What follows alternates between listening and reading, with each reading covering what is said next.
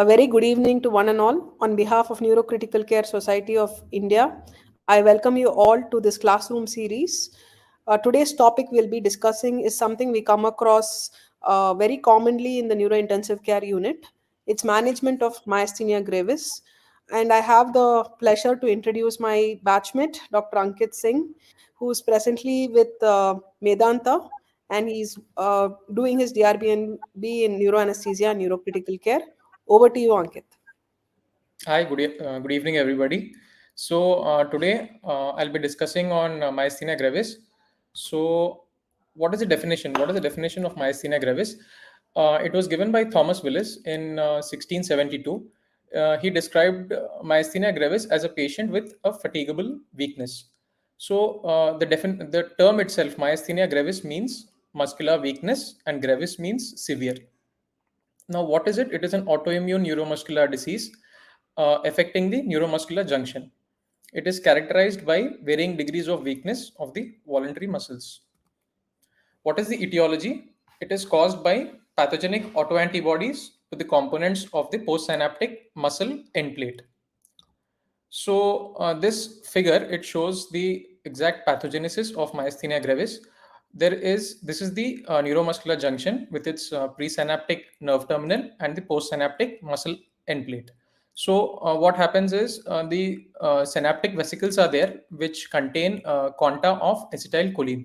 So once the nerve impulse is generated, the quanta are released and acetylcholine goes and attaches to the acetylcholine receptors at the motor end plate and then generating a motor end plate potential. So that is the normal physiology of neuromuscular transmission. What happens in myasthenia gravis is the antibodies are projected against these acetylcholine receptors, causing complement binding and activation, antigenic modulation, and functional blockade of these receptors. So if you see on the panel on A, there's a normal neuromuscular junction. The panel on B is showing a patient with myasthenia gravis. So in a patient with myasthenia gravis, there are because of this complement activation and functional blockade of acetylcholine receptors, the physiology itself is changed. It causes a reduced number of acetylcholine receptors. It causes shortening of the synaptic folds, and there is widening of the synaptic clefts. So all these will cause a change in the transmission of nerve to muscle and leading to a muscular weakness in these patients. What is the role of thymus in patients of myasthenia gravis? 80% of these patients will have a hyperplastic changes in the thymus, and 10% of these patients will have a thymic tumor, which is a thymoma. In the thymus, there are muscle-like cells within the thymus called the myeloid cells, which bear the acetylcholine receptor on their surface. And this serves as a source of autoantigen and triggering an autoimmune reaction within the thymus in these patients. So there is an association, there is a very large association of thymus in these patients and thymus related issues. What are the other associated conditions? 15% of these patients will have thyroid disorders, hyperthyroidism, more than hypothyroidism, and other autoimmune conditions like Graves' disease, SLE, rheumatoid arthritis, rheumatoid disease, ulcerative colitis, pernicious anemia, vitiligo, pemphigus, and they can have polymyositis and dermatomyositis. So these are the associated conditions with patients of myasthenia gravis. So what are the types of myasthenia gravis? These are the various subtypes of myasthenia gravis, showing you the prevalence and the distribution of weakness in these patients. So 80% of these patients fall into the category of acetylcholine receptor positive myasthenia gravis. 4% fall under MuSK positive myasthenia gravis. 2% into LRP4 positive myasthenia gravis, and 5% are seronegative. 4% are Lambert-Eaton myasthenic syndrome patients. So this I will talk in detail in subsequent slides. But majority of them are acetylcholine receptor positive myasthenia gravis. So what is the hallmark of the clinical presentation in these patients? There is specific muscle weakness of fluctuating nature. It is worse in the day and it is aggravated by physical activity and improves on rest. There is no loss of sensation. oblique deep tendon reflexes. That is, the sensory system is normal in these patients, and there are symptoms on or after exercise. So the hallmark is a fluctuating nature of weakness, and it is worse in the later half of the day. The signs, there are ocular symptoms, that is diplopia, ptosis, ophthalmoplegia, respiratory symptoms, including breathlessness, weak breathing pattern, and respiratory failure. Bulbar symptoms like fatigable chewing, dysphagia, dysarthria, and limb and neck muscles are also involved, causing a drooping of head. There is proximal weakness as compared more as compared to distal weakness. Arms are affected more than legs.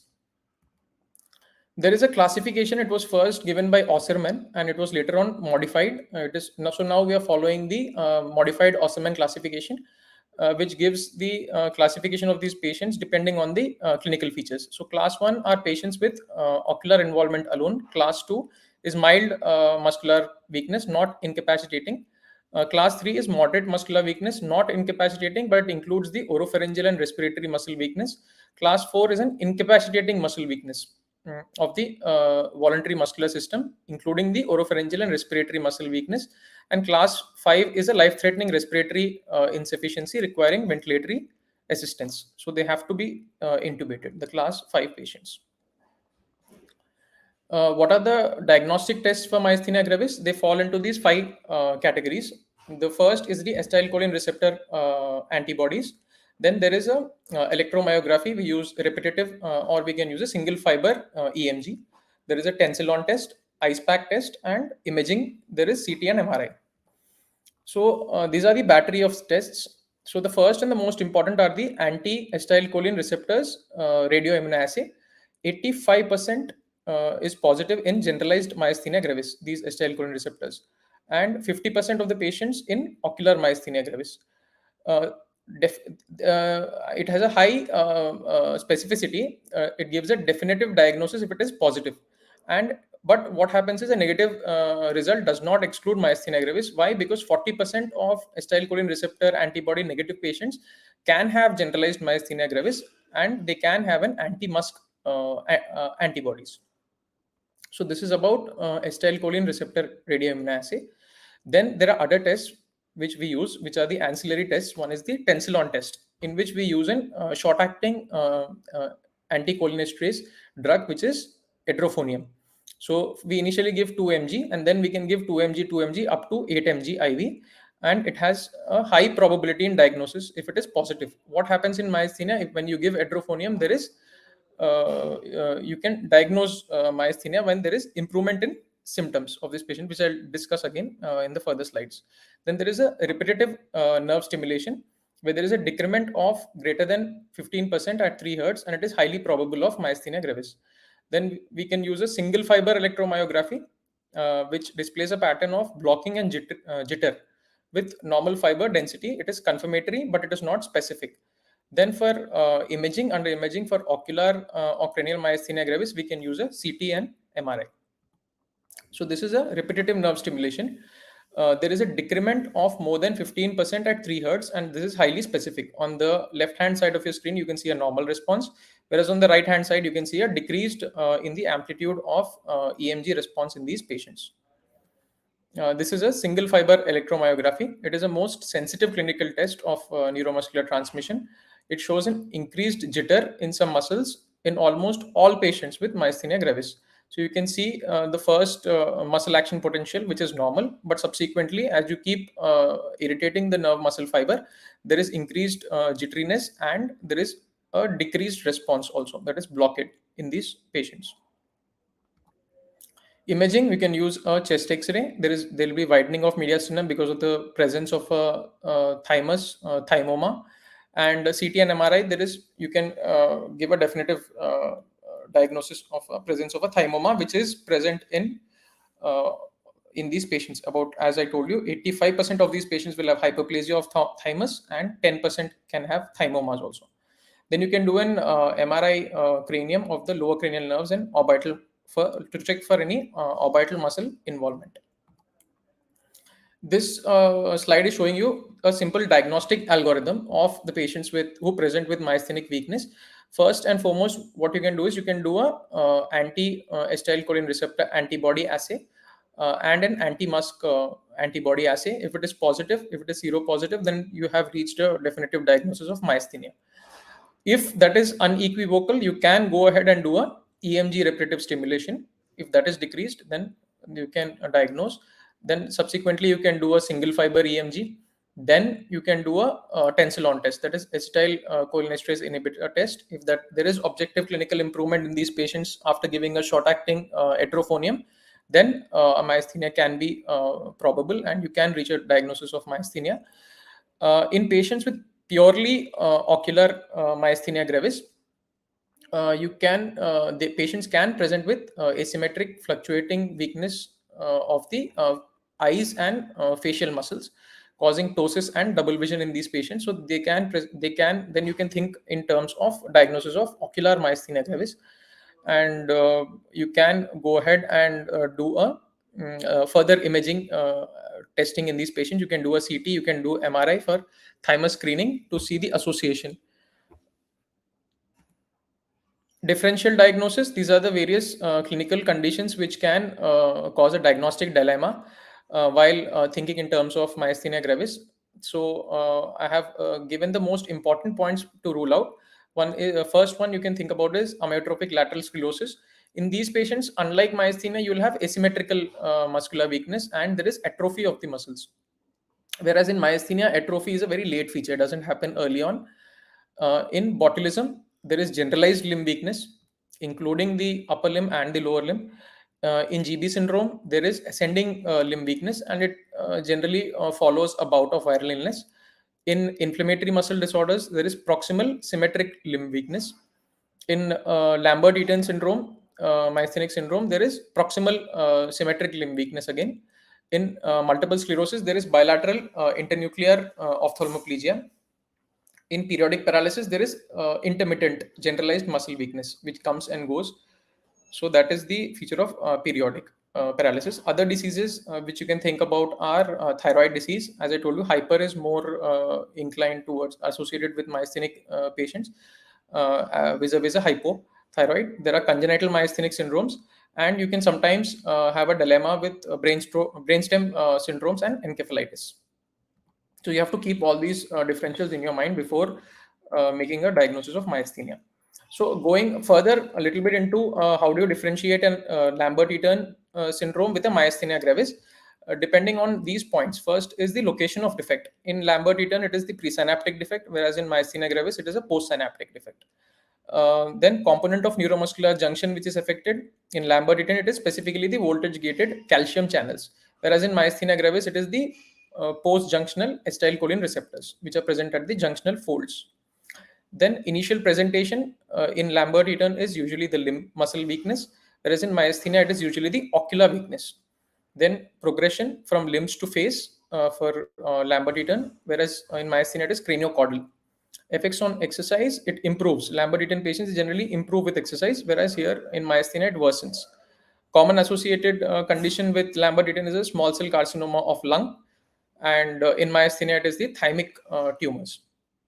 Deep tendon reflexes are decreased or absent in Lambert-Eaton, whereas they're intact or brisk in myasthenia. Autoimmune disturbances are present in Lambert-Eaton. And when you do a serum analysis for autoantibodies, there are antibodies against the calcium channels in the presynaptic membrane in Lambert-Eaton, whereas there are acetylcholine receptor antibody positive in myasthenia gravis. And when you do a repetitive nerve stimulation, there is incremental response with Lambert-Eaton syndrome, whereas there is a decremental response in myasthenia gravis patients. So this is how you can differentiate Lambert-Eaton from myasthenia gravis. Then a small differentiating point I would like to point out regarding the acetylcholine receptor positive myasthenia gravis and musk myasthenia gravis, because these are very commonly seen in the ICU. So a pattern of muscle involvement in acetylcholine receptor is limb muscles are muscles, voluntary muscles are involved more than the bulbar muscles, whereas in musk positive, it is the bulbar which are more involved as compared to the limb. The weakness in myasthenia will be patients will have a neck extensor weakness as compared to a neck flexor. They might have both, but more of extensor muscle weakness, whereas here it is a flexor. And then myasthenia gravis, where they'll have ptosis with external ocular muscle weakness, which is often very conspicuous in these patients. Whereas ptosis and extraocular muscle involvement weakness is very mild in MuSK patients, MuSK positive myasthenia gravis patients. Then there is muscle wasting, loss of proximal limb and ocular muscles only in long-standing disease. So myasthenic myopathy is a very it happens very late. It doesn't happen very early. Whereas in MuSK positive myasthenia gravis, there is early wasting of the facial and tongue muscles, which is common. Thymus, it is 65% thymic hyperplasia can be there and 15% thymoma. It can go till 85% and thymoma can be there also. Whereas in MuSK positive myasthenia gravis, it is 10%. Risk of recurrent crisis is very high in patients who are MuSK positive myasthenia gravis. So you have to be careful with regarding the recurrent crisis in these patients, MuSK positive myasthenia gravis. So moving on, I'll be dealing in brief myasthenia gravis in two parts. One is the critical care management and one is the peri-op management. So first is the critical care management. So in critical care management, we are mainly looking at treatment modalities. So these are the three treatment modalities in critical care management. One is drugs improving neuromuscular transmission, which are helpful in symptomatic therapies. Then there are immunomodulating drugs, which interfere with the autoantibody activity at the neuromuscular junction. These can be corticosteroids, immunosuppressants, and therapies modulating the circulating autoantibodies, and modification of natural history of the disease. That is only one. One is that is thymectomy. So the first line therapy, these are the three first line therapies for myasthenia gravis. One is the pyridostigmine, which is an anticholinesterase inhibitor drug, which is used very commonly in these patients. And other two are the steroids, prednisolone, and there is thymectomy. So thymectomy is the only treatment modality which modifies the course of the, the progression of the disease. I'll be discussing it in subsequent slides. So first is pyridostigmine. Pyridostigmine, the starting dose is 60 mg every 6 hourly, and depending, patients will learn over time to adjust the dose with current dosing, and cholinergic crisis is very rare in these patients. Onset of action is very fast with pyridostigmine. Next is the steroids. Steroids you generally give at a dose of 1 mg per kg per day. So they can be there is a regimen. I have given one regimen, but there can be many regimens depending on the how the neurologist starts it. So one is the rapid induction regimen, where you start off with a dose of 60 to 100 mg per day for 2 to 4 weeks, then slowly titrate it according to the response of the patient. And the onset of action with steroids is 2 to 4 weeks. Then there can be steroid related side effects with these patients. So with high dose, initially you have to watch for worsening of symptoms. Generally, half of these patients, they might have a worsening in their symptoms once you start steroid. And next is the thymectomy. But the onset of action after thymectomy takes almost a year. So these three are the first line therapy. Moving on to the second line therapy. Second line therapy, we use immunomodulating drugs, that is azathioprine, cyclosporin, and intravenous immunoglobulin. In this, in immunomodulating drugs, azathioprine and cyclosporin, it takes long time for the effect to come. And they have their associated adverse effects which are there with these immunomodulating drugs. What is more important for us is intravenous immunoglobulin, because it is used day in and day out in patients, with these patients in the ICU. So we start off with by giving 2 gram per kg in divided doses over 3 to 5 days. And the advantage of using intravenous immunoglobulin is the onset is fast. So it is used as a rescue therapy in these patients. You have to, what is the drawback is, you have to avoid in patients with recent thrombotic event, and they can be they can have anaphylaxis. So you can use acetaminophen and diphenhydramine before using intravenous immunoglobulin in these patients. And you have to be careful because it can be nephrotoxic. So you have to get a baseline blood urea nitrogen and creat before starting intravenous immunoglobulin. Then moving on, third line therapy. Again, there are immunomodulating drugs like methotrexate, mycophenolate mofetil, and plasmapheresis. So important for us in intensive care is plasmapheresis. Again, plasmapheresis is used as a rescue therapy. One plasma volume exchanged per procedure, and five to six procedures every other day can be done. And onset is very fast. Again, within 1 to 2 exchanges, you will see recovery in these patients of muscle weakness. Side effects are hypotension, hypocalcemia, fever, urticaria, infection, and catheter-related issues like pneumothorax, and they can be embolism. You have to monitor the blood pressures and serum calcium. So side effect is venous access has to be taken, and in centers with significant experience, discontinuation rates are low. So you need to have a proper setup in a tertiary care hospital for this to be there, plasmapheresis machine and the plasmapheresis technician staff. So it logistically it is more challenging. Then fourth line therapies, there is a fourth line therapy also, which is there, rituximab. But most important for us are the IVIG plasmapheresis, which are used. So this is the slide I'll show you. So the most important therapies in these patients, fastest acting is acetylcholine inhibitors, esterase inhibitors. But in patients who you require an immediate improvement in symptoms when they are deteriorating, you use two therapies. One is plasmapheresis and IVIG. And you can steroids also take time to act. They take a few weeks to days to weeks. Immunosuppressants and thymectomies takes years to act. So the rescue therapy is with plasmapheresis and IVIG. And maintenance, you maintain these patients on anticholinesterase inhibitors and steroids. So thymectomy, what is the role of thymectomy? Thymectomy is recommended for all patients with a thymoma and in early onset myasthenia gravis, early in the course of disease. So these patients can have a complete remission of their disease if thymectomy is done earlier in the course of disease. When is thymectomy not recommended? In patients more than 65 years, that is late onset myasthenia gravis. In ocular myasthenia gravis, it has no role. And in patients with antibody positive, there is a lesser role of thymectomy. Thymectomy done, if done, when you're going to go ahead and do a thymectomy, you can think about giving these patients a shot of IVIG and plasma exchange before surgery for a good recovery post-op. The maximum favorable response occurs 2 to 5 years after surgery. There is complete remission. They prevent generalization of patients who are having ocular myasthenia, so they won't progress to generalized myasthenia gravis. And there is reduced corticosteroid requirements in patients post thymectomy. So this is the management algorithm. The first line therapy is the anticholinesterase inhibitors, that is pyridostigmine. Then you add a steroid to this patient, that is prednisolone.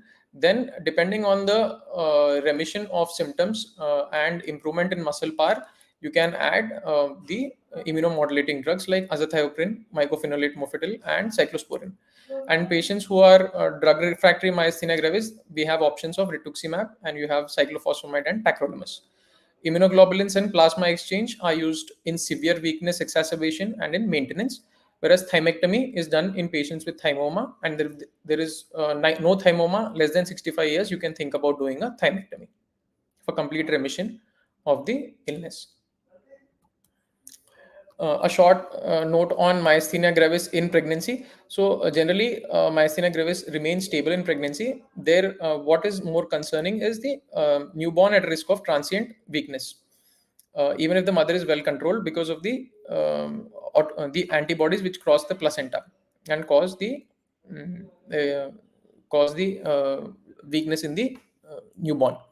So pyridostigmine is not expected to cross the placenta, and it is compatible with breastfeeding, so the mother can continue taking pyridostigmine.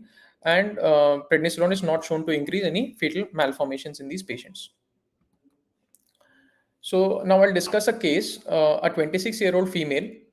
She's a non-smoker, non-asthmatic, a known case of myasthenia gravis. On pyridostigmine 60 mg thrice daily, she comes to the emergency with difficulty in breathing. Now, she has difficulty in getting up from bed, and there is no history of any extraocular symptoms, no bladder or bowel involvement. So, on examination, she is found to be tachypnic with a single breath count of less than 8. And when we did an ABG, we found her pH to be 7.21, PCO2 is 70, PO2 is 40, and there is a gradual fall in SPO2 up to 80%. So, what all we can think about in this patient? She's a known case of myasthenia gravis. So, first thing I would like to discuss in such a patient is that she is in myasthenic crisis. So, what is myasthenic crisis? Myasthenic crisis is a life threatening neurological emergency. It is an exacerbation of weakness which is leading to respiratory failure. So, who can develop this? Postoperative myasthenic patients in whom extubation has been delayed for more than 24 hours. You can think that the patient is going into myasthenic crisis. And 15 to 20% of myasthenia gravis patients will develop this crisis, myasthenic crisis, and they may be sometimes the initial presentation in about 20% of these patients. So, what are the predisposing factors for a myasthenic crisis? The most important is a respiratory infection, 40% incidence. Then, other factors are the emotional stressors like surgery, aspiration in 10%, changes in medication regimen, recent change in medications, surgery, trauma, and there are various drugs also which exacerbate myasthenic symptoms leading to crisis. Anti-infective agents like aminoglycosides, antimalarials, macrolides, polymyxins, then anti-rheumatics like D-penicillamine, hydrochloroquine, cardiovascular agents like beta blockers, calcium channel blockers, neuromuscular blocking drugs like non-depolarizing drugs and depolarizing drugs, topical eye preparations, drugs that contain polymyxins and beta blockers. So there are various drugs which can exacerbate myasthenia gravis, and we should be well aware of these drugs. So, what is the clinical criteria for intubation in these patients? Compromised respiratory effort documented by a decreased patient comfort. How do you know that? That is by respiratory rate more than 30, paradoxical diaphragmatic movements, decreased chest expansion, single breath count of less than 15, and bulbar involvement. So, all these patients you have to go ahead and immediately secure the airway. And patients must be offered elective ventilation on clinical diagnosis without waiting for ABG to show hypoxemia. So clinically, like these points, respiratory rate more than 30 and all these 4 5 points you have to keep in mind, and you don't have to wait for the ABG. You can directly go and secure the airway and electively ventilate. So the criteria for intubation, there is a simple 20 30 40 rule. Forced vital capacity, if the patient is having less than 20 ml per kg, negative inspiratory pressure less than 30, and a positive expiratory pressure less than 40. These patients will be requiring long-term ventilation. And arterial blood gas analysis, a PCO2 more than 50 and a PO2 less than 60. So our patient had all of these, fell into all of these criteria. So definitely would be requiring a elective mechanical ventilation. How do you manage the patient with myasthenia crisis? There are general management measures and there are specific measures. So general measure is first airway assistance and ventilation, discontinuation of anticholinestrases and any offending drug which we have to take from the history, cardiac monitoring, identify and treat any subsequent infection, prophylaxis for DVT, and initiate specific treatment. Specific treatment is again with plasma exchange, removal of 1 to 1.5 times the plasma volume in each session into 5 to 6 sessions you can do. Alternatively, you can think about starting this patient on IVIG with a dose of 0.4 mg per kg per day for 5 days, or 2 gram per kg per day over 5 days, and high dose corticosteroids prednisolone 1 mg per kg per day. So these three are the rescue therapies which we can use in patients with myasthenia gravis when he or she presents in a crisis. Now this is showing, this is a slightly this study is slightly old, but I just wanted to highlight that patients on steroids or cholinesterase inhibitor, if they suddenly withdraw their drugs, or patients who have subsequent infections. Now, these were the most commonest precipitating factors for myasthenic crisis. So, either a change in their drug, a recent change in drug, or a recent infection. And such patients respond well to low volume of plasma exchange also, 10 to 20 ml per kg per day, with a mean 6.5 cycles per patient. So, what is the role of, even though endotracheal intubation is the gold standard for myasthenia gravis, but there is a role of non-invasive ventilation in these patients. So, initiation of BiPAP ventilation may be associated with shorter duration of ventilation as well as ICU and hospital stay. So, there is a role of non-invasive ventilation in these patients, and you can assess using the improvement in clinical features of the patient and with serial ABGs. Then how do you differentiate? Now if this patient is there, this patient can also, apart from myasthenic crisis, patient can present I mean have a cholinergic crisis also. So how do you differentiate a myasthenic from a cholinergic crisis? So myasthenic crisis is because of under medication. As I told you, anticholinesterase and steroids are the main drugs. So because of under medication, whereas cholinergic crisis can be because of over medication. So how do you differentiate both?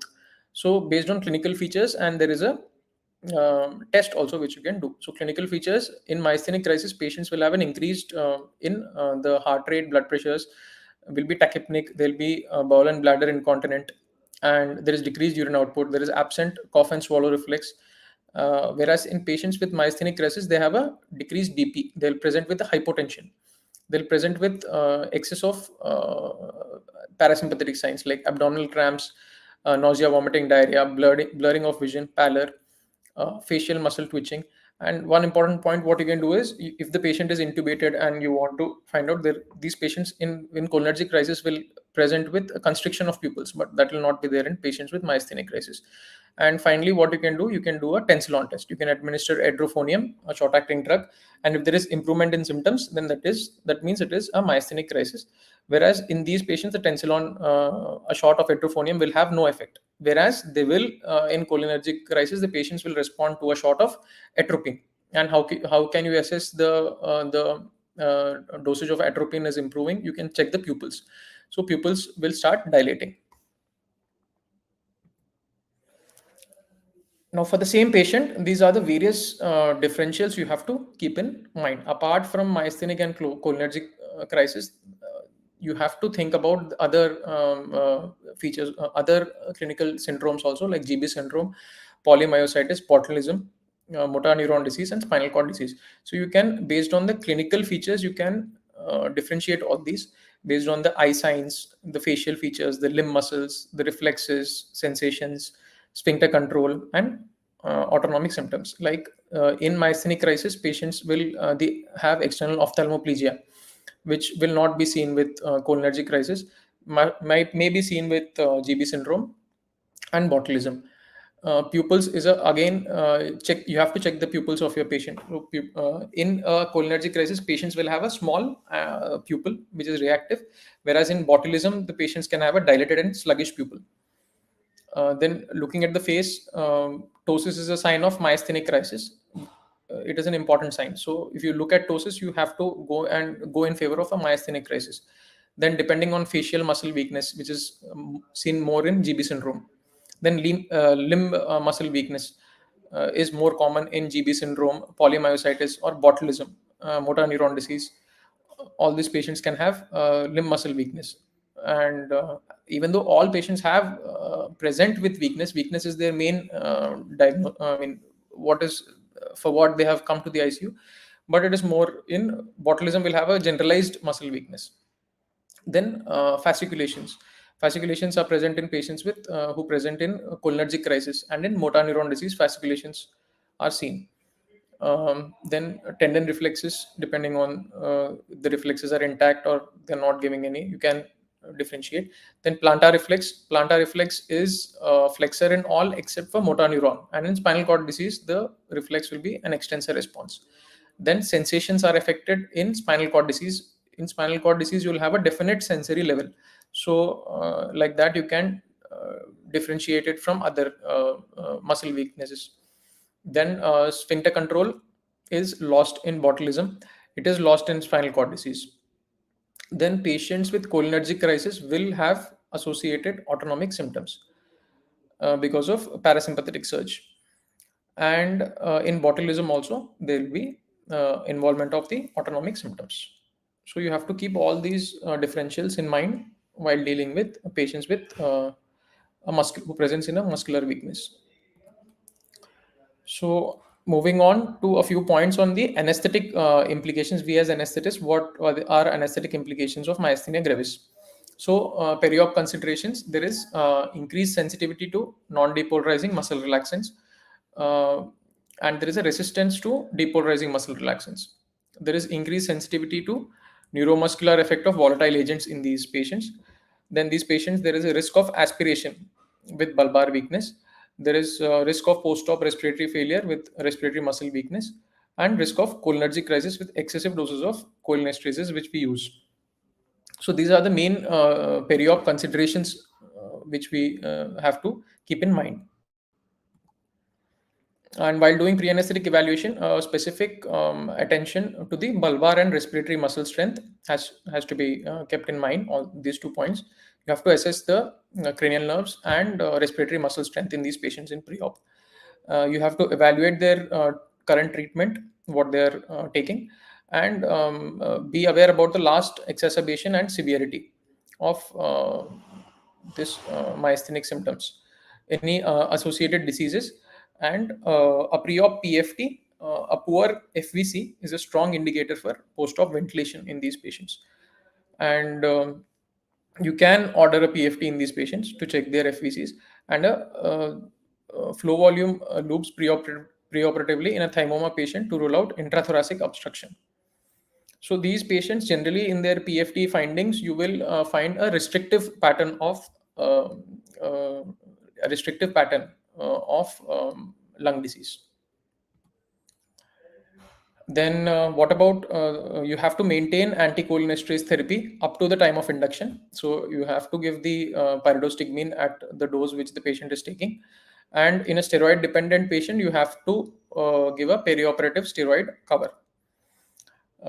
Anxiolytics, sedatives, and opioid premedications are rarely given in these patients because they generally have a respiratory involvement or bulbar involvement. So we have to be cautious and careful when administering a sedative drug to these patients. Poorly controlled myasthenia gravis, a course of plasmapheresis and IVIG can be given to improve the symptoms, and then you can go ahead and take the patient for surgery if it is an elective surgery. Uh, Sevoflurane, it potentiates the effects of non-depolarizing muscle relaxants to the greatest degree of all the volatile anesthetics in patients with myasthenia gravis. That has to be kept in mind. Then propofol or sevoflurane with opioids without the use of any neuromuscular blocking agents has been used in many of these patients. So they don't even require a neuromuscular blocking drug.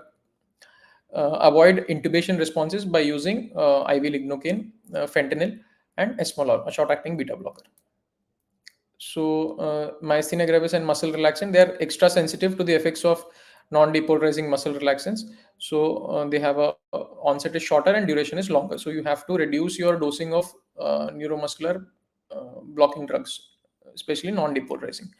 And they are resistant to the effects of depolarizing, and they are more prone to develop this phase 2 block and go in for post-op ventilatory requirement, especially with repeated doses. So you have to use a peripheral nerve stimulator monitoring, TOF monitoring, while getting cases of myasthenia gravis patients done.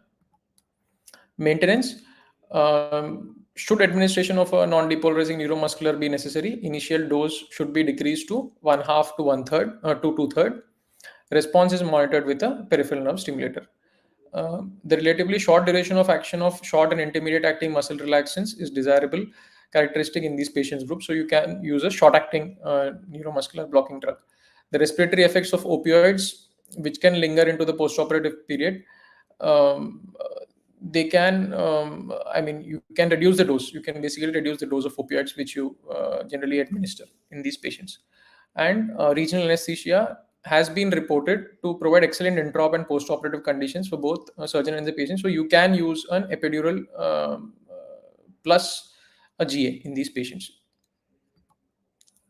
Anticholinesterase therapy, you have to maintain oral cholinesterase therapy up to the point of surgery.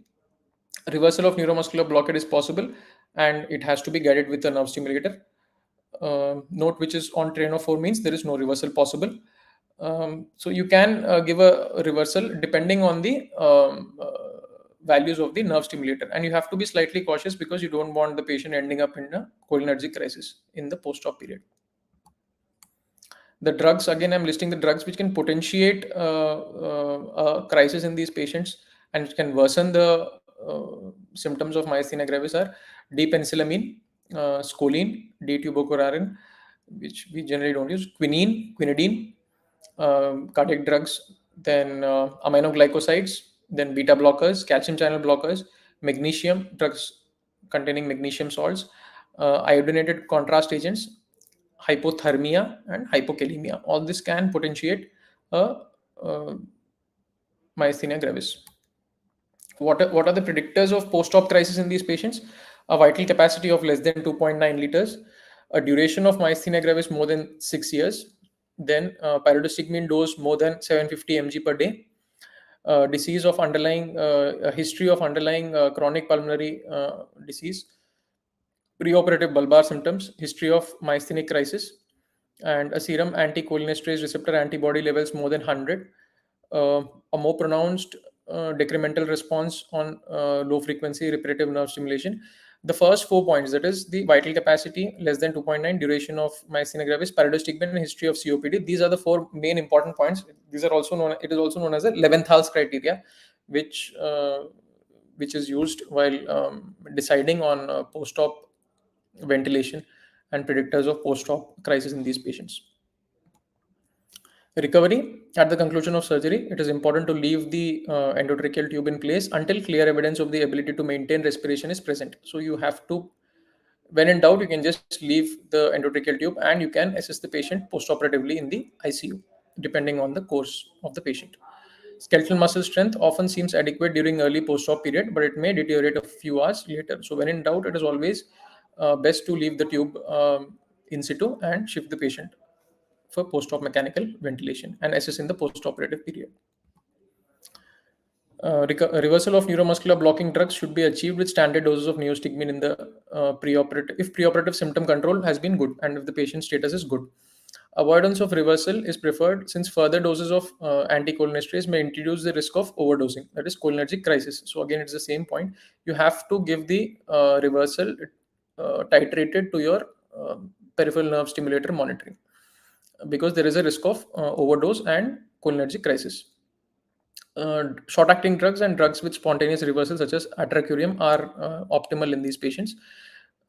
Consider inserting a nasogastric tube for postoperative anticholinesterase therapy if early return to oral intake is not predicted. So you can put a NG tube for post-op administration of anticholinesterase if you're not thinking about extubating this patient. So in summary, for peri-op considerations, pre-op you have to optimize the patient. Consider IVIG oblique plasmapheresis, a careful history. Consider PFTs. Uh, Continue usual medications. Avoid routine sedatives. Intraop, minimize or avoid neuromuscular blocking drugs. Appropriate monitoring, which monitor should be used and placement, and consider quantitative TOF monitoring. Post-op, ensure full recovery before extubation. Watch for signs of myasthenic crisis, and always keep a bed ready in the post-op ICU for these patients. Thank you.